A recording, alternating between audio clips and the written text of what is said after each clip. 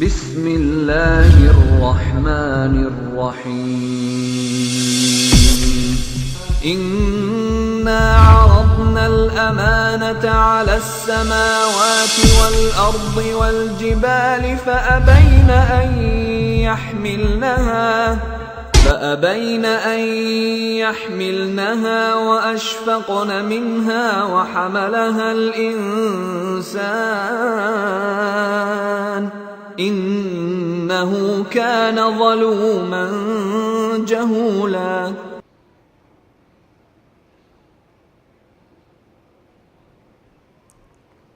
السلام علیکم ورحمۃ اللہ وبرکاتہ. الحمد للہ رب العالمین والعاقبۃ للمتقین والصلاة والسلام علی رسولہ الکریم وعلی آلہ واصحابہ وازواجہ اجمعین وعلی من تبعہم بإحسان الی یوم الدین. اما بعد، فاعوذ باللہ السمیع العلیم من الشیطان الرجیم. بسم اللہ الرحمن الرحیم. یا ایہا الذین آمنوا اتقوا اللہ حق تقاتہ ولا تموتن الا وانتم مسلمون. یا ایہا الناس اتقوا ربکم الذی خلقکم من نفس واحدہ وخلق منها زوجہا وبث منهما رجالا كثيرا ونساء واتقوا الله الذي تساءلون به والأرحام إن الله كان عليكم رقيبا.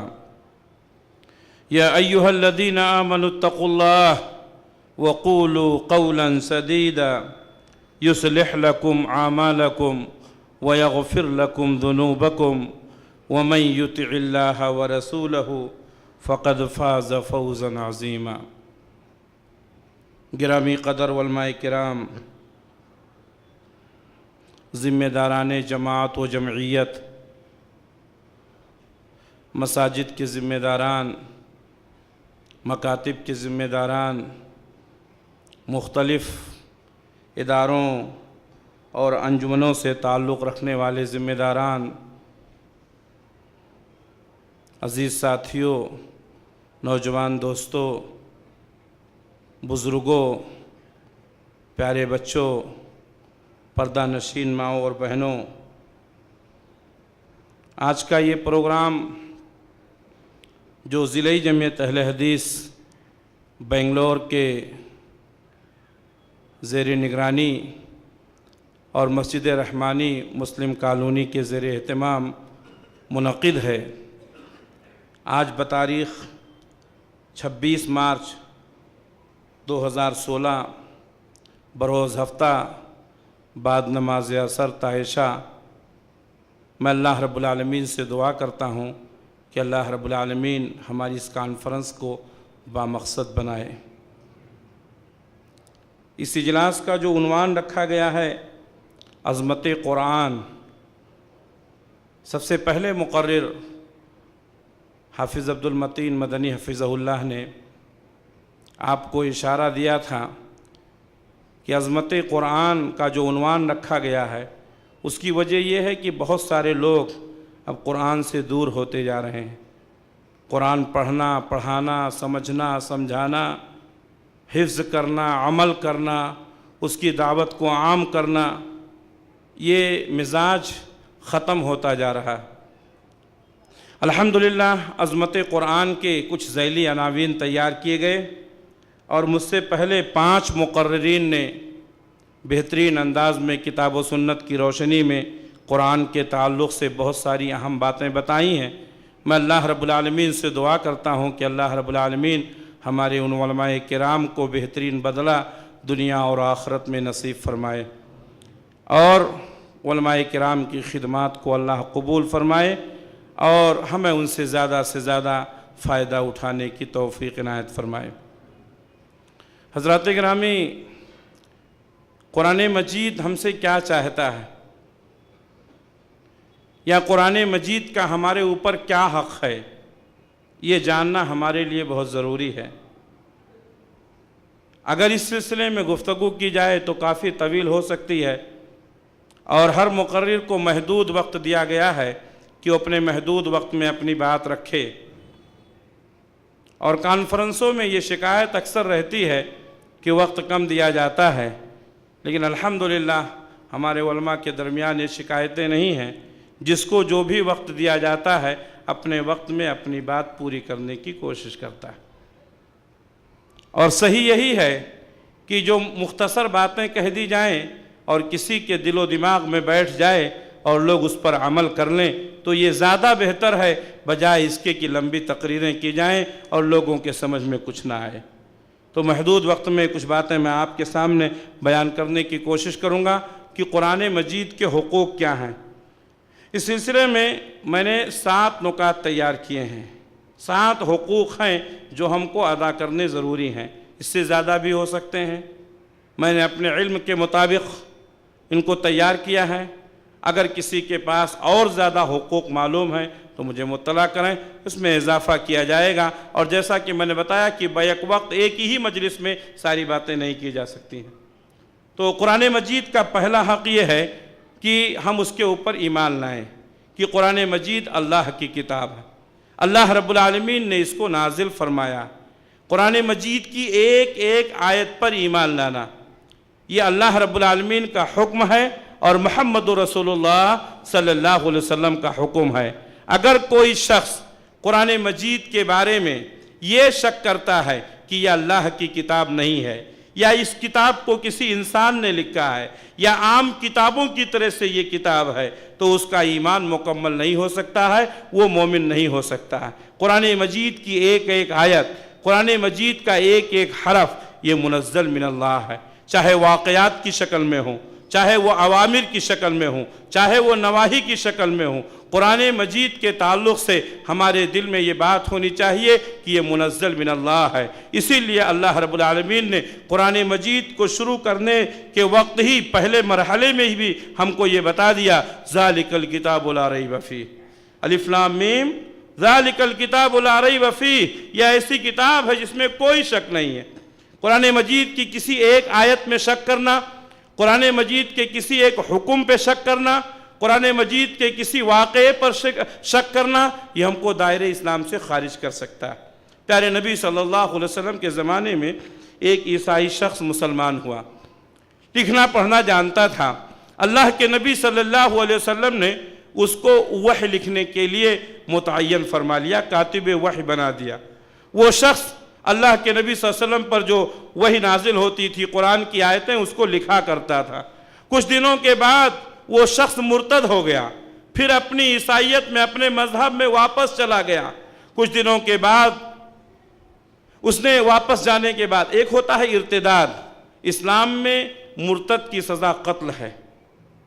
پیارے نبی صلی اللہ علیہ وسلم پر ایمان لانے کے بعد، اللہ پر ایمان لانے کے بعد، کاتب وحی کا درجہ پانے کے بعد وہ شخص مرتد ہو گیا، اور مرتد ہی نہیں ہوا بلکہ اسلام کے خلاف اس نے شکوک و شبہات پیدا کیے اور لوگوں سے یہ کہنا شروع کر دیا کہ محمد کو کچھ نہیں آتا ہے، یہ کتاب جو محمد صلی اللہ علیہ وسلم پڑھتے ہیں یہ اللہ کی کتاب نہیں ہے، یہ کتاب تو ہم لوگ لکھ کر کے دیا کرتے تھے۔ اللہ تبارک و تعالیٰ نے اس کو موت دی اور اس کی موت کو عام لوگوں کے لیے نشان عبرت بنایا۔ صحیح بخاری کی حدیث پڑھیے، اس شخص کو مرنے کے بعد زمین میں دفن کیا گیا۔ قرآن کے بارے میں شک کرنے والا، قرآن کے بارے میں لوگوں کو شکوک و شبہات میں مبتلا کرنے والا، زمین نے اس کی لاش کو قبول نہیں کیا، قبر کے باہر نکال کر پھینک دیا۔ دوسرے دن عیسائیوں نے دیکھا، انہوں نے سوچا کہ یہ شخص مسلمان ہوا تھا، مسلمان ہونے کے بعد پھر مرتد ہو گیا، ہو نہ ہو یہ مسلمانوں کا کیا ہوا ہے۔ چنانچہ دوسرے دن اس شخص کو پھر قبر میں دفن کیا گیا، لیکن اللہ رب العالمین کے حکم کے مطابق قبر نے پھر اس کو دوسرے دن نکال کر کے باہر کر دیا۔ دوسرے دن صبح پھر عیسائیوں نے دیکھا تو کہا ہو نہ ہو یہ مسلمانوں کا عمل ہے، مسلمانوں نے اس کو قبر سے نکال کر باہر کر دیا ہے۔ تیسرے دن عیسائیوں نے اس کی قبر کو بہت گہرا کھودا، حدیث کے الفاظ ہیں اتنا گہرا کھودا جتنا کھود سکتے تھے، اور اس کو گہرے قبر میں اتارا گیا۔ تیسرے دن اللہ کے حکم کے مطابق تیسرے دن اللہ کے حکم کے مطابق اس کو پھر قبر نے اٹھا کر باہر پھینک دیا۔ تیسرے دن بھی جب لوگوں نے دیکھا تو ان کو احساس ہوا کہ یہ مسلمانوں کا عمل نہیں ہے بلکہ یہ اللہ کی طرف سے سزا ہے۔ تو ایک شخص وہ ہے جو قرآن مجید میں خود شک کرتا ہے، اور ایک شخص وہ ہے جو لوگوں کو شکوک و شبہات میں مبتلا کرتا ہے۔ وہ شخص جو قرآن مجید کے بارے میں شک کرتا ہے وہ کم مجرم ہے۔ وہ شخص جو قرآن کے تعلق سے لوگوں کے دلوں میں شکوک و شبہات مبتلا کرتا ہے، ان کو شکوک و شبہات ان کے دلوں میں پیدا کرتا ہے، وہ اس سے بڑا مجرم ہے۔ تو پہلا حق یہ ہے کہ قرآن پر ایمان لایا جائے، قرآن کو اللہ کی کتاب تسلیم کی جائے، قرآن مجید کے ایک ایک حرف پر ایمان لایا جائے، اس کے واقعات، اس کے اوامر اور اس کے نواہی اور اس میں جو پیش آنے والے مسائل اور واقعات بیان کیے ہیں ان کو دل سے تسلیم کیا جائے۔ قیامت کا واقعہ، حشر کا واقعہ، جنت کا واقعہ، جہنم کا واقعہ، فرشتوں کے واقعات، ان تمام چیزوں کے بارے میں جو قرآن نے ہمیں رہنمائی کی ہے اس پر ہمیں ایمان لانے کی ضرورت ہے۔ یہ اجمالی باتیں ہیں، اگر تفصیل میں جائیں گے تو کافی وقت درکار ہے۔ میرے بھائیوں، قرآن مجید کا دوسرا حق یہ ہے کہ قرآن مجید کی تلاوت کا اہتمام کیا جائے۔ آج قرآن مجید کی تلاوت کا اہتمام بہت کم کیا جاتا ہے۔ ہمارے بہت سارے لوگوں کی عادت ہوتی ہے مسجد میں اس وقت پہنچتے ہیں جب جماعت کھڑی ہو چکی ہو یا جماعت ختم ہونے کا وقت ہو، اور سلام پھیرتے ہی مسجد سے بھاگتے ہیں۔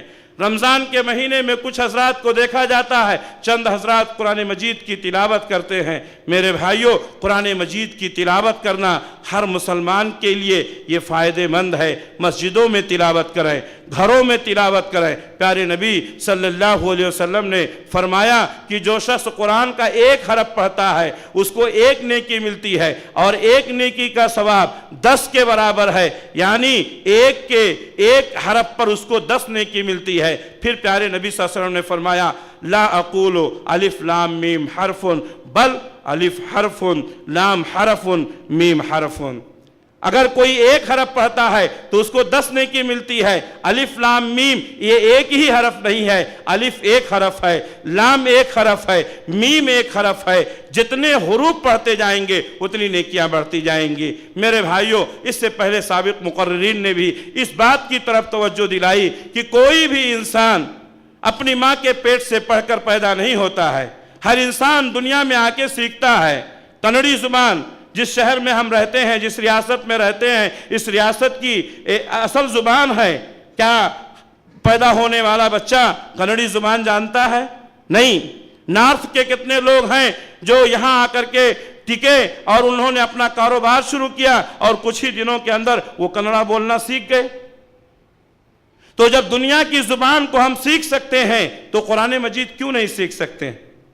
قرآن مجید کی تلاوت کا اہتمام کیا جائے۔ چھوٹے بھی قرآن مجید کی تلاوت کا اہتمام کریں، بڑے بھی قرآن مجید کی تلاوت کا اہتمام کریں۔ پیارے نبی صلی اللہ علیہ وسلم ہمیشہ قرآن مجید کی تلاوت کیا کرتے تھے۔ قرآن مجید کی تلاوت سے گھروں میں برکت ہوتی ہے، قرآن مجید کی تلاوت سے دلوں کو سکون ملتا ہے، قرآن مجید کی تلاوت سے اللہ رب العالمین کی رضا نصیب ہوتی ہے۔ پیارے نبی صلی اللہ علیہ وسلم فرماتے ہیں اللہ کے کسی گھر میں چند افراد بیٹھ کر کے قرآن مجید کا درس کا اہتمام کرتے ہیں، قرآن پڑھتے ہیں، قرآن پڑھاتے ہیں، تو اللہ تبارک و تعالیٰ کی رحمتیں ان کو گھیر لیتی ہیں، ان کے اوپر سکینت نازل ہوتی ہے، اور اللہ رب العالمین ان کا ذکر اپنے پاس لوگوں میں کرتا ہے، یعنی فرشتوں کے درمیان ان کا ذکر کیا جاتا ہے۔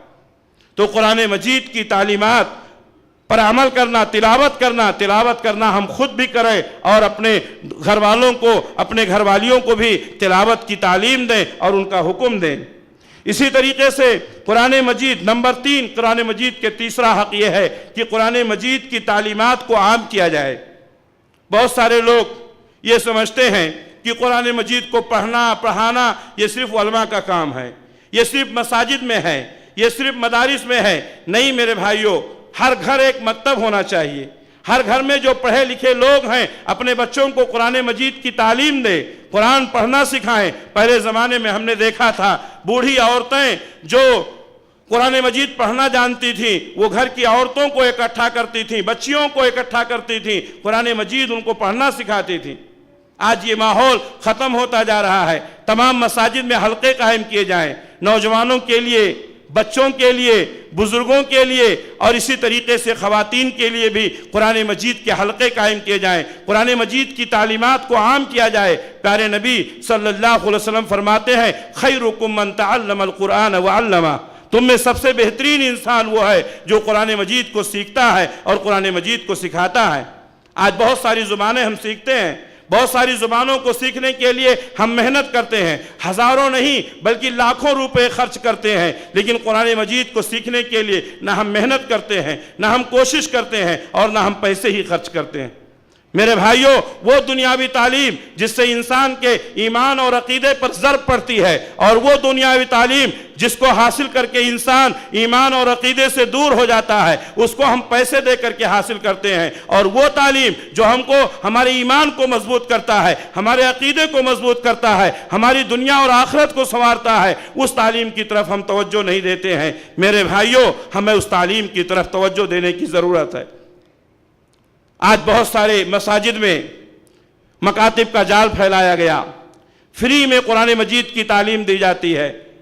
جو تعلیم اتنی اہم ہے جس سے ہماری دنیا اور آخرت سنور سکتی ہے، وہ تعلیم ہم کو فری میں مل رہی ہے، اس کے لیے پیسے کی ضرورت نہیں۔ مساجد میں مکاتب کا انتظام کیا گیا ہے، صبح کے وقت میں، شام کے وقت میں آپ کے بچوں کے اوقات کا خیال کرتے ہوئے صبح میں شام میں دونوں سیکشن رکھے گئے ہیں، جب آپ کے بچے کو بچی کی سہولت ہو آ کر کے تعلیم حاصل کر سکتے ہیں۔ ایسے وقت میں بھی اگر ہم نے اپنے بچوں کو قرآن کی تعلیم نہیں دی تو یقیناً یہ ہمارے لیے حسرت اور افسوس کی بات ہے۔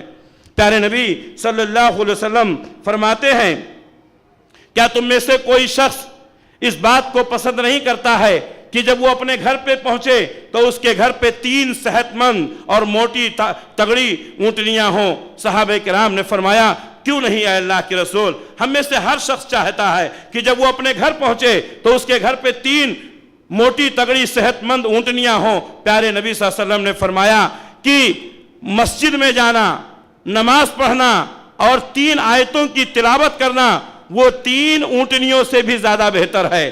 اگر کوئی شخص مسجد میں جاتا ہے، 3 آیتوں کو سیکھتا ہے، ان کو پڑھتا ہے، تو گویا کہ اس نے 3 اونٹنیوں کو حاصل کیا، اور اگر کوئی اور زیادہ حاصل کرنا چاہتا ہے تو اور زیادہ آیتوں کی تلاوت کرے۔ اس لیے میرے بھائیوں، قرآنی تعلیمات کو عام کیا جائے۔ پیارے نبی صلی اللہ علیہ وسلم فرماتے ہیں، من سلکا طریقا یلتمس فیہ علما سہل اللہ لہ طریقا الی الجنہ، جو شخص علم حاصل کرنے کے لیے، یہاں علم سے مراد قرآن کا علم ہے، جو شخص قرآن کا علم حاصل کرنے کے لیے کسی راستے پر چلتا ہے، اللہ تعالیٰ اس راستے کو جنت کے راستے سے ملا دیتے ہیں۔ اس سے بڑی فضیلت کیا ہو گئی؟ ہم سمجھتے ہیں کہ یہ حدیث صرف ان طلاب کے لیے ہے، ان طالب علموں کے لیے ہے جو مدارس میں اور جامعات میں جا کر کے علم حاصل کرتے ہیں۔ نہیں میرے بھائیوں، اگر ہم یہ سوچتے ہیں تو ہماری سوچ محدود ہے۔ کہیں بھی کسی بھی مسجد میں اگر کوئی شخص قرآن مجید کی تعلیم حاصل کرنے کے لیے اپنے گھر سے نکلتا ہے کہ وہاں جا کر کے وہ قرآن کی تعلیم حاصل کرے گا، قرآن کو پڑھے گا، قرآن کو سیکھے گا، قرآن کی تلاوت کرے گا، اگر وہ اپنے گھر سے اس نیت کے ساتھ نکلتا ہے، کسی بھی مسجد میں جاتا ہے، اللہ تعالیٰ اس راستے کو جنت کے راستے سے ملا دیتے ہیں۔ اور یہ کسی طالب علم کے لیے خاص نہیں ہے، چھوٹا ہو، بڑا ہو، مرد ہو، عورت ہو، جو بھی قرآن کی تعلیم حاصل کرنے کے لیے اپنے گھر سے نکلے گا، اللہ تعالیٰ اس راستے کو جنت کے راستے سے ملا دے گا۔ اسی طریقے سے پیارے نبی صلی اللہ علیہ وسلم فرماتے ہیں، جو شخص قرآن کی تعلیم کو حاصل کرتا ہے، اللہ تبارک و تعالیٰ کے حضور میں سمندر کی مچھلیاں اس کے لیے دعائیں کرتی ہیں، آسمان کے فرشتے اس کے اوپر اپنے پروں کا سایہ کرتے ہیں۔ یہ صرف بچوں کے لیے نہیں، یہ بڑوں کے لیے بھی ہے، یہ مردوں کے لیے بھی ہے، یہ عورتوں کے لیے بھی ہے۔ قرآنی تعلیمات کو عام کیا جائے۔ آج جہاں دیگر ادیان بڑھتے جا رہے ہیں، مختلف علوم و فنون کے طرف لوگ دوڑ رہے ہیں، وہیں قرآن کے تعلق سے بے اعتنائی، اور ہمارے وہ علماء جو خود دین سے دور ہیں، جن کے آنکھوں پر تعصب کی عینت اور تقلید نے ان کے آنکھوں کو اندھا کر دیا ہے۔ ایک طرف لوگ قرآن سے ویسے بھی دور تھے، لیکن ان علماء نے لوگوں کو یہ بتایا کہ قرآن پڑھنا، قرآن سمجھنا، قرآن مجید کی تلاوت کرنا، قرآن مجید کو سمجھنا، اس کو بہت بڑے دماغ کی ضرورت ہے۔ عام آدمی نہیں پڑھ سکتا ہے، عام آدمی نہیں سمجھ سکتا ہے۔ اس مولوی سے پوچھئے کہ تو نے کیسے سمجھا، تو نے کیسے پڑھا، آخر تیرے اندر یہ دماغ کہاں سے آیا؟ میرے بھائیو، قرآن مجید میں اللہ تبارک و تعالیٰ نے کہا وَلَقَدْ يَسَّرْنَا الْقُرْآنَ لِلذِّكْرِ فَهَلْ مِن مُدَّكِرٍ، ہم نے قرآن کو آسان کر دیا ہے ہر اس شخص کے لیے جو قرآن پڑھنا چاہتا ہے۔ دنیا کی سب سے بہترین، سب سے سہل اور سب سے آسان کتاب قرآن مجید ہے۔ میں گارنٹی کے ساتھ یہ بات کہہ سکتا ہوں، کسی دوسری زبان کو سمجھنے کے لیے آپ کو مہینے لگیں گے، کسی دوسری زبان کو سمجھنے کے لیے آپ کو سالوں لگیں گے، لیکن قرآن مجید اللہ کا وہ مقدس کلام ہے جس کو سمجھنے کے لیے آپ کو چند ایام لگیں گے۔ آپ تھوڑی سی کوشش کریں، آپ تھوڑی سی محنت کریں، دن میں صرف 15 منٹ، دن میں صرف 10 منٹ آپ نکالیں، آپ اپنے مسجد کے امام کے پاس بیٹھیں یا اپنے مسجد کے کسی ایسے مصلی کے پاس بیٹھیں جو قرآن مجید کو جانتا ہے، تھوڑی سی محنت کریں۔ مسجد کے اندر بیٹھا ہوا ہر مسلمان ہمارا بھائی، چاہے وہ مرد ہو یا عورت، جوان ہو یا بوڑھا، اس نیت کے ساتھ یہاں سے اٹھے گا کہ ہم قرآن کی تعلیمات کو عام کریں گے، ہم سنیں گے، ہم سمجھیں گے۔ میرے بھائیوں، چند دنوں کے بعد آپ کو قرآن سیکھنا آسان ہو جائے گا۔ سابق مقرر حافظ عبدالقدیر عمری حفظہ اللہ نے بڑے بہتر انداز میں بیان کیا، ایک شخص میرے ساتھ حج میں گیا تھا تو افسوس کرتے ہوئے آیا کہ سارے لوگ مکے اور مدینے میں قرآن ختم کر رہے ہیں اور مجھے قرآن پڑھنا نہیں آتا۔ یہاں آ کر کے چند دنوں میں جب اس نے قرآن کو سیکھ لیا، کہا دوبارہ میں عمرہ کرنے جانا چاہتا ہوں، اس لیے کہ وہ میری حسرت باقی رہ گئی ہے جو میں قرآن نہیں پڑھ سکا تھا۔ میں چاہتا ہوں دوبارہ جاؤں، عام حاجیوں کی طرح سے اور عام معتمرین کی طرح سے میں مکہ مکرمہ میں بیٹھ کر قرآن پڑھوں، میں مدینہ منورہ میں بیٹھ کر قرآن پڑھوں۔ میرے بھائیوں، ایسی ہزاروں مثالیں دی جا سکتی ہیں، یہ قرآن کی وہ مقدس تعلیم ہے۔ میرے بھائیوں، اللہ نے اس کو آسان فرمایا، اس لیے تمام ساتھیوں سے گزارش ہے کہ قرآن کی تعلیمات کو عام کریں، قرآن کو سمجھیں، قرآن کو سمجھائیں۔ ہمارے اسلاف نے قرآنی تعلیمات کو عام کرنے کے لیے جو مکاتب کا جال بچھایا تھا، گاؤں گاؤں میں چھوٹے چھوٹے مکتب قائم کیے تھے، چھوٹے چھوٹے مدرسے قائم کیے تھے۔ آج خون کے آنسو رونا پڑتا ہے، لوگوں نے اور مادہ پس لوگوں نے ان مدرسوں کو کانوینٹوں کی شکل دے دی اور قرآنی تعلیمات کو دور کر دیا۔ وہ مدارس جہاں پر قرآن مجید کی تعلیمات دی جاتی تھی، ہمارے چھوٹے چھوٹے بچے وہاں پہنچ کر کے قرآن کی تعلیمات حاصل کرتے تھے، آج وہاں انگریزی کی تعلیم، ہندی کی تعلیم۔ میرے بھائیوں، ہم ہندی یا انگریزی تعلیم کی مخالفت نہیں کرتے ہیں، لیکن ہمارے اسلاف نے خون پسینہ بہا کر کے جن مدارس اور مکاتب کو قرآن سیکھنے کے لیے بنایا تھا، کس نے اجازت دی کہ ہمارے اسلاف کے اس بہترین کارناموں کو اور ان کی بہترین کوششوں کو آپ نے ایک نئی شکل دے دی؟ میرے بھائیوں، تم شوق سے کالج میں پڑھو، پارک میں کھیلو، جائز ہے غباروں میں اڑو، چرخ کو چھولو، ہاں ایک سخن بندے عاجز کی رہے یاد، اللہ کو اور اپنی حقیقت کو نہ بھولو۔ آج تو ویسے ہی مدارس کی کمی ہے، آج تو ویسے ہی مکاتب کی کمی ہے، لیکن ہمارے اسلاف نے جو بنیادیں رکھی تھی، جو مکاتب بنائے تھے، کم سے کم ان کی شکل تو باقی رکھنی چاہیے۔ میرے بھائیوں، ہم کوشش کریں گے انشاءاللہ، اپنی مساجد میں قرآن کے حلقے قائم کریں گے، اپنے گھروں میں قرآن کے حلقے قائم کریں گے، اپنے محلوں میں قرآن کے حلقے قائم کریں گے، تاکہ قوم کے نونہال بچے و بچیاں وہاں پہنچ کر کے قرآنی تعلیمات کو سیکھیں اور دوسروں تک پہنچائیں۔ تو میرے بھائیوں، قرآن کے حقوق میں بتا رہا تھا، پہلا حق یہ ہے قرآن پر ایمان لایا جائے، دوسرا حق یہ ہے قرآن مجید کی تلاوت کا اہتمام کیا جائے، تیسرا حق یہ ہے قرآن مجید کی تعلیمات کو عام کیا جائے، چوتھا حق یہ ہے اماور و نواہی پر عمل کیا جائے۔ قرآن مجید میں کچھ باتوں کا حکم دیا گیا ہے جو آپ کو کرنا ہے، قرآن مجید میں کچھ باتوں سے منع کیا گیا ہے جس سے آپ کو رکنا ہے۔ قرآن مجید اوامر اور نواہی جو بھی ہم کو بتاتا ہم اس پر عمل کریں، حکم ہے تو کرنا ہے، نہیں ہے تو نہیں کرنا ہے۔ کچھ لوگ ام المومنین حضرت عائشہ صدیقہ رضی اللہ تعالیٰ عنہ کے پاس آئے اور کہا کہ اللہ کے رسول صلی اللہ علیہ وسلم کے اخلاق کیسے تھے؟ آپ نے فرمایا تم نے قرآن نہیں پڑھا؟ صحابہ نے کہا ہم نے قرآن تو پڑھا ہے۔ تو اماں عائشہ نے کہا کان خلقہ القرآن، نبی کریم صلی اللہ علیہ وسلم کا اخلاق جو تھا وہ قرآن تھا۔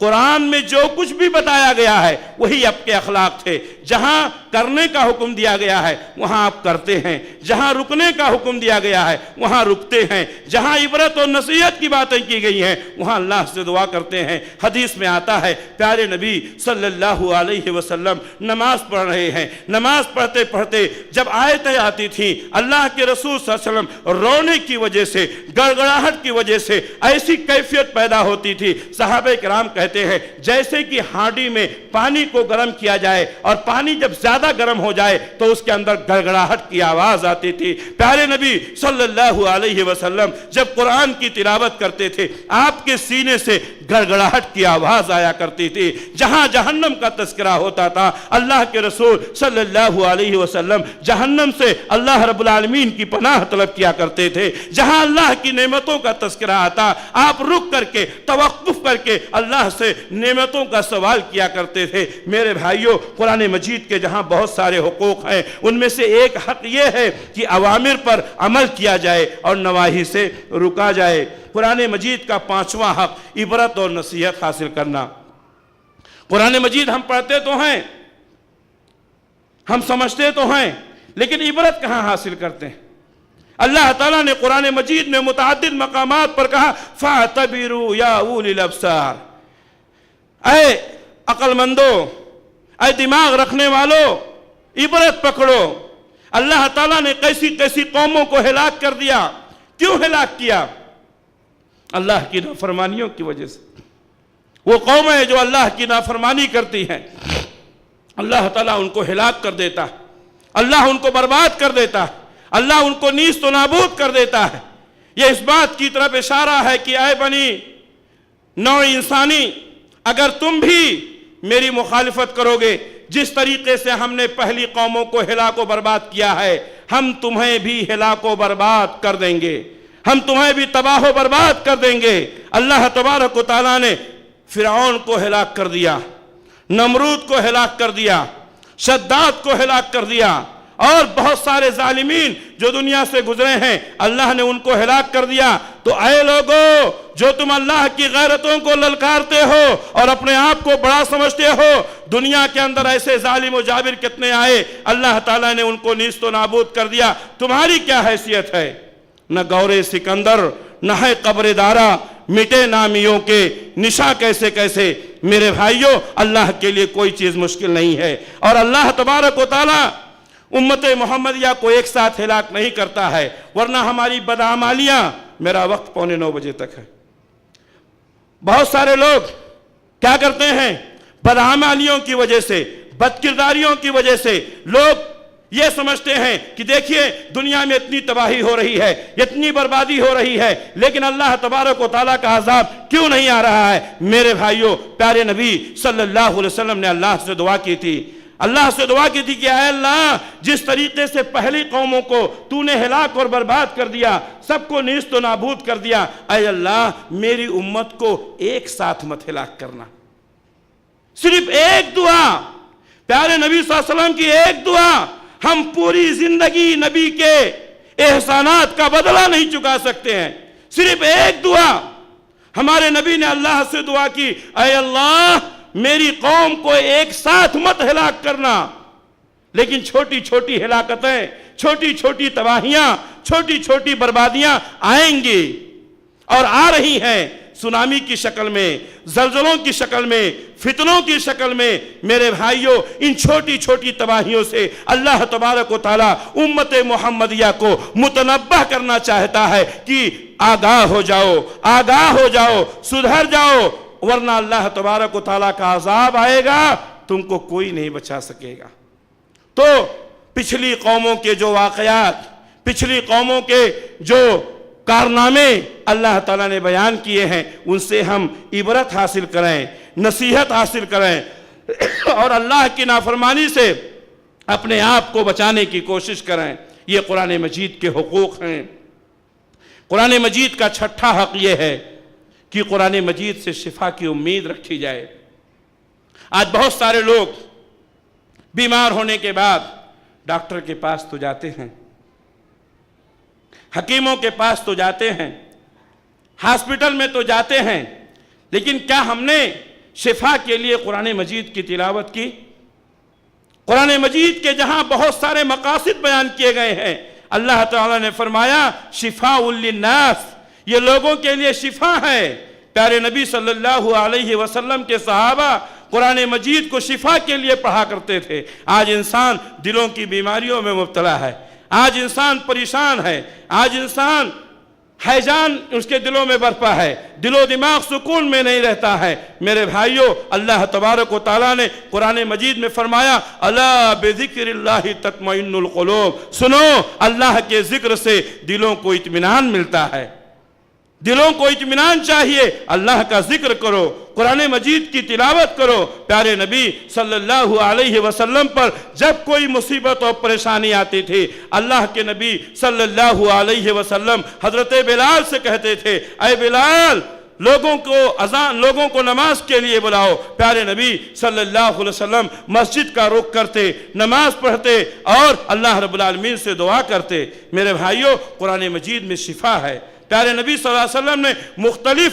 صورتوں کو مختلف بیماریوں کا علاج قرار دیا ہے، خصوصاً سورہ فاتحہ کو پیارے نبی صلی اللہ علیہ وسلم نے فرمایا کہ جو شخص سورہ فاتحہ کی تلاوت کرتا ہے یہ ہر بیماری سے اس کا علاج ہے۔ اللہ کے نبی صلی اللہ علیہ وسلم نے جہاں اس کے بہت سارے نام دیے ہیں وہاں اس کا ایک نام شافیہ بھی ہے، یعنی اس سے شفا حاصل کیا جاتا ہے۔ صحیح بخاری کی حدیث ہے، ایک لڑکی صحابہ کرام کے قافلے میں آئی، صحابہ کرام جا رہے تھے سفر میں، اس لڑکی نے آ کر کے کہا ہمارے قبیلے کے سردار کو بچھو نے کاٹ لیا ہے، اور ہم میں سے جو منتر جاننے والے تھے وہ اس وقت کوئی گاؤں میں نہیں ہے، اگر تم میں سے کوئی شخص بچھو کا علاج کرنا جانتا ہو تو ہمارے سردار کا علاج کرے۔ صحابہ کرام کہتے ہیں ایک صحابی اٹھے، ہم نے کبھی ان کو جھاڑ پھونک کرتے ہوئے نہیں دیکھا، لیکن وہ صحابی گئے اور انہوں نے وہاں جا کر کے ان کو پھونکا اور وہ سردار ٹھیک ہو گیا۔ اس نے بہت ساری بکریاں دی،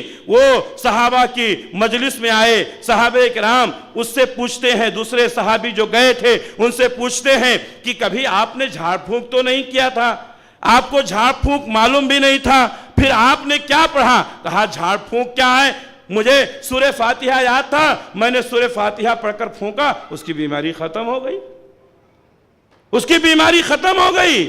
سورہ فاتحہ میں اللہ نے علاج رکھا ہے، ہر بیماری کا علاج ہے، صرف سورہ فاتحہ پڑھتے رہو میرے بھائیوں۔ پیارے نبی صلی اللہ علیہ وسلم فرماتے ہیں جس گھر میں سورہ بقرہ کی تلاوت کی جاتی ہے اس گھر میں شیطان نہیں آ سکتا ہے، اور اگر ہے تو بھاگ جائے گا۔ آج ہمارے دلوں میں شیطان ہے، ہمارے گھروں میں شیطان ہے، ہماری دکانوں میں شیطان ہے، ہر جگہ شیطان کا بسیرا، ہماری نگاہوں میں شیطان، ہمارے کانوں میں شیطان۔ میرے بھائیوں، اگر ہم شیطان سے پناہ چاہتے ہیں سورہ بقرہ کی تلاوت کریں۔ اسی طریقے سے صحیح مسلم کی سنن ابو داؤد کی حدیث ہے، ایک شخص کو لایا گیا، اس کو رسیوں میں باندھا گیا، اس کو دیوانگی کی بیماری تھی، جنون جس کو کہتے ہیں، پاگل پن۔ صحابہ کرام کہتے ہیں اس کو رسیوں میں جکڑ کر لایا گیا اور صحابہ کی مجلس میں چھوڑ دیا گیا۔ صحابہ کرام کہتے ہیں ہم لوگ روز صبح شام اس کے اوپر سورہ فاتحہ پڑھ کر دم کر دیا کرتے تھے، سورہ فاتحہ پڑھ کر اس کے سر پہ پھونک دیا کرتے تھے۔ ہم نے 3 دنوں تک یہ کام کیا، صبح میں پھونکا، شام میں پھونکا، صرف سورہ فاتحہ پڑھ کر، اور 3 دن کے بعد وہ شخص بالکل آزاد ہو گیا۔ کیسے؟ جیسے کہ ایک شخص کو باندھ دیا گیا ہو اور اس کے بعد کھول دیا جائے تو وہ آزاد ہو جاتا ہے۔ میرے بھائیوں، قرآن کو شفا کے طور پر استعمال کیا جائے، پڑھ کر کے اپنے بچوں پر دم کیا جائے، اپنے اوپر دم کیا جائے، قرآن مجید سے شفا کی امید رکھی جائے، قرآن مجید کو شفا کے لیے پڑھا جائے۔ لیکن قرآن مجید کو شفا کے لیے بیچنا، قرآن مجید کا تعویذ بنا کر کے لوگوں کو پہنانا، قرآن مجید کی تعویذ بنا کر بیچنا، یہ اسلاف کا طریقہ نہیں رہا۔ تعویذ پہننا، تعویذ لکھنا، تعویذ بنانا، یہ سب شرک ہے۔ قرآن مجید میں اللہ نے علاج رکھا ہے، پڑھنے میں رکھا ہے، سننے میں رکھا ہے، پھونکنے میں رکھا ہے۔ تعویذ بنا کر پہننے میں نہیں رکھا ہے۔ اس لیے قرآن مجید کے علاج کا جو تصور بہت سارے لوگوں کے ذہن و دماغ میں ہے کہ قرآن کی چند آیتوں کو تعویذ بنا کر پہن لیا جائے تو اس سے شفا ہو جائے گی، یہ صحیح نہیں ہے اور اس سے ہمیں بچنا چاہیے۔ قرآن مجید کا آخری حق، 7واں حق، قرآن مجید پر ہونے والے اعتراضات کا جواب دینا۔ آج اغیار بہت بڑھ گئے ہیں میرے بھائیوں۔ پیارے نبی صلی اللہ علیہ وسلم نے فرمایا تھا 1 مہینے کی مسافت کی دوری پر اگر کوئی دشمن رہتا ہے ہمارے نام سے اس کے دل کانپتے ہیں۔ یہ مسلمانوں کا رعب و دبدبہ ہے، لیکن میرے بھائیوں ہماری بدعمالیوں نے، ہماری بدکرداریوں نے، ہمارے آپسی اختلاف و انتشار نے اور ہماری آپس کی ٹولیوں نے ہمارا وہ رعب و دبدبہ، ہماری وہ قوت اور طاقت، ہماری وہ جاہ و عظمت جو ہمیں اللہ کی طرف سے انعام میں ملا تھا وہ ختم ہو گیا۔ آج لوگ مسلمانوں سے ڈرتے نہیں ہیں بلکہ مسلمانوں کو دبانا چاہتے ہیں، کچلنا چاہتے ہیں، نیست و نابود کرنا چاہتے ہیں، اور یہی وجہ ہے کہ آئے دن طرح طرح کے فتنے، کبھی قرآن مجید کے خلاف، کبھی نبی کے خلاف، کبھی اسلام کے خلاف۔ ابھی ہمارے شیخ عبدالعظیم حفظہ اللہ نے ذکر کیا کہ ایک شخص نے، ابھی آج کے پیپر میں پڑھیے، ایک شخص نے اپنے آپ کو بہت ہی سیکولر ظاہر کرنے کے لیے قرآن مجید کی تعلیمات کو چیلنج کیا اور کہا کہ یہ مولوی لوگ قرآن مجید کی دقیانوسی باتیں بتاتے ہیں اور قرآن مجید میں جو عورتوں کے حقوق دیے گئے ہیں وہ نہیں بتاتے ہیں، اس لیے میں خواتین سے اپیل کرتا ہوں کہ وہ قرآن مجید کو پڑھیں اور اپنے حقوق کو خود پہچانیں۔ یہ بغاوت کی آگ پھونکنے والے میرے بھائیوں، آج یہ ہماری کمزوریوں کا نتیجہ ہے، ورنہ ہمارا ہی ایک نوجوان، اور یہ کہنے والا کوئی کافر نہیں ہے، یہ کہنے والا کوئی غیر نہیں ہے، ہمارا اپنا مسلمان ہے جو اس طریقے سے لوگوں کے دلوں میں شکوک و شبہات پیدا کرتا ہے۔ جہاں قرآن مجید کے بہت سارے حقوق ہیں وہیں ایک حق یہ ہے کہ میرے بھائیوں قرآن مجید کے اوپر ہونے والے اعتراضات کا دفاع کیا جائے، اس کا منہ توڑ جواب دیا جائے۔ اس شخص نے جو قرآن مجید پر انگلی اٹھانے کی کوشش کی ہے، علماء کا ایک طبقہ فوری طور پر اس کا محاسبہ کرے اور اس کا بہترین جواب دے۔ اسی طریقے سے ابھی کچھ دنوں پہلے کیرلا کے ایک شخص نے جس کا نام کمال پاشا ہے، اس نے بھی قرآن مجید کی تعلیمات کو للکارا اور کہا کہ جس طریقے سے مرد کو 4 شادیاں کرنے کی اجازت ہے اسی طریقے سے عورتوں کو بھی 4 شادی کرنے کی اجازت ہونی چاہیے۔ ایسے بے غیرت لوگ جنہوں نے قرآن مجید کی تعلیمات کو سمجھا نہیں، قرآن مجید کو پڑھا نہیں، جو قرآن مجید کی بنیادی تعلیمات سے ناواقف ہیں، وہ اسلام کی ترجمانی کرنے کے لیے آج ہائی کورٹوں سپریم کورٹوں میں پہنچے ہوئے ہیں۔ میرے بھائیوں وقت کا تقاضا ہے کہ ایسے لوگوں کا تعاقب کیا جائے اور ان کا منہ توڑ جواب دیا جائے تاکہ کوئی کمال پاشا نہ پیدا ہو سکے، تاکہ کوئی قرآن مجید پر اعتراض کرنے والا پیدا نہ ہو سکے۔ ہم غیروں کے لیے کیا روئیں گے؟ ہمارے اپنے ہم سے بچھڑتے جا رہے ہیں، یہ ہماری غلط تربیت کا نتیجہ ہے۔ اگر ہم چاہتے ہیں امن ہو، سکون ہو اور ہم عزت کی زندگی گزاریں تو قرآن مجید کی تعلیمات کو عام کرنا ہوگا۔ میرے بھائیوں قرآن مجید سے انسان کو رفعت اور بلندی ملتی ہے اور اسی کے ذریعے سے انسان قار مذلت میں جاتا ہے۔ پیارے نبی نے فرمایا تھا ان اللہ یرفع بہذا الکتاب اقواما ویضع بہ آخرین، اسی کتاب سے اللہ تعالیٰ قوموں کو بلند کرتا ہے، ویضع بہ آخرین، اور اسی سے اللہ تبارک و تعالیٰ دوسروں کو قار مذلت میں ڈالتا ہے۔ وہ معزز تھے زمانے میں مسلمان ہو کر اور ہم خار ہوئے تاریک قرآن ہو کر۔ میں اللہ سے دعا کرتا ہوں کہ اللہ رب العالمین ہم تمام لوگوں کو قرآن مجید کے حقوق ادا کرنے کی توفیق عنایت فرمائے۔ قرآن مجید کو پڑھنے کی، پڑھانے کی، سمجھنے کی، سمجھانے کی، عمل کرنے کی، عمل کرانے کی اللہ تعالی ہم سب کو توفیق عنایت فرمائے۔ جن لوگوں نے یہ بزم سجائی ہے اے اللہ تعالی، جس طرح سے جن لوگوں نے بھی حصہ لیا ہے اے اللہ ان کو بہترین بدلہ دنیا اور آخرت میں تو نصیب فرما۔ اے اللہ ہمارے جتنے لوگوں نے یہاں شرکت کی ہے، تیری پیاری پیاری باتوں کو سنا ہے، تیری نبی کی سنتوں کو سنا ہے، اے اللہ تعالیٰ سب کے گناہوں کو معاف فرما دے۔ اے اللہ ہمارے دلوں کو جوڑ دے۔ اے اللہ ہمیں اختلافات اور انتشار جو ہو گئے ہیں ان کو ختم کر کے ہمیں اتحاد کے ساتھ متحد ہو کر کے ایک امت ہو کر کے ایک امت بن کر کے زندگی گزارنے کی توفیق عنایت فرما۔ اے اللہ اس وقت مسلمانوں میں بہت سارے فتنے رونما ہو چکے ہیں، عقائد کے معاملے میں، اعمال کے معاملے میں اور دوسرے تمام معاملات میں۔ اے اللہ ہمیں ان فتنوں سے بچا لے، ظاہری فتنوں سے، باطنی فتنوں سے، وہ فتنے کسی بھی شکل میں ہوں، اے اللہ ہمیں فتنوں سے بچنے کی اور اپنے بھائیوں کو بچانے کی توفیق عنایت فرما۔ اے اللہ ضلع جمعیت اہل حدیث بنگلور جو ماہانہ اجتماعات کرتی ہے، اے اللہ تعالیٰ اس کو اور توفیق دے، اور بہتر انداز میں یہ اور اللہ تبارک و تعالیٰ کے کلام کو اور نبی کے پیغام کو لوگوں تک پہنچا سکیں۔ اے اللہ ہم سب کو توفیق دے کہ جمعیت سے جڑیں، جماعت سے جڑیں، ہماری آواز ایک ہو، ہماری تحریک ایک ہو۔ میں اللہ سے دعا کرتا ہوں کہ اللہ رب العالمین ہماری جماعت و جمعیت کو مضبوط فرمائے، اور جو اختلافات و انتشار ہیں اللہ ان کو دور فرمائے۔ میرے بھائیوں، جہاں نیک کام ہوتا ہے، جہاں نیک لوگ ہوتے ہیں، وہاں شیطان زیادہ محنتیں کرتا ہے۔ شیطان نہیں چاہتا ہے ہم ایک ہو جائیں، شیطان یہ چاہتا ہے ہمارے اندر اختلاف ہو، شیطان یہ چاہتا ہے ہم نیک کام کرنے سے رک جائیں۔ اے اللہ شیطان کی ساری سازشوں کو ناکام کر دے۔ اے اللہ ہمیں ایک ہو کر کے، ایک آواز کے ساتھ، ایک تحریک کے ساتھ جڑنے کی توفیق عنایت فرما۔ اقول قولی ھذا واستغفر اللہ لی ولکم ولسائر المؤمنین من کل ذنب فاستغفروہ انہ هو الغفور الرحیم۔ والسلام علیکم ورحمۃ اللہ وبرکاتہ۔